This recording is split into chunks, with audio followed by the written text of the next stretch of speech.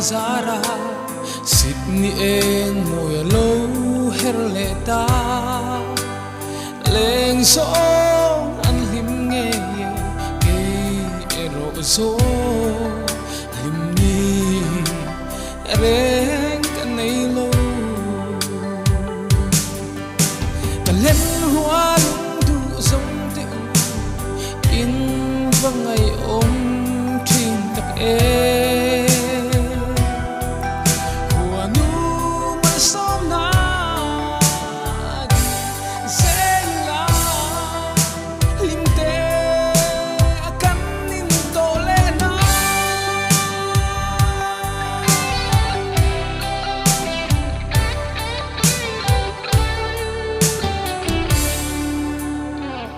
song thang kur vai ram daya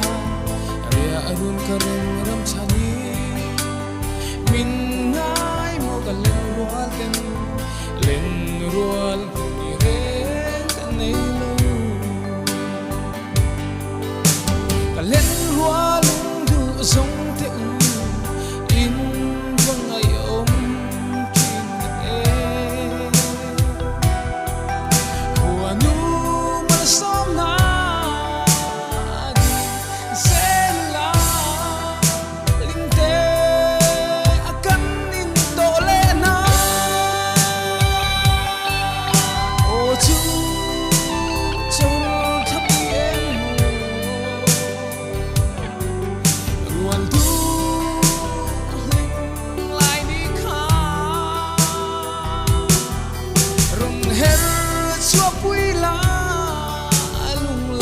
song song te hi run la kyang i rong nem te che ka len hua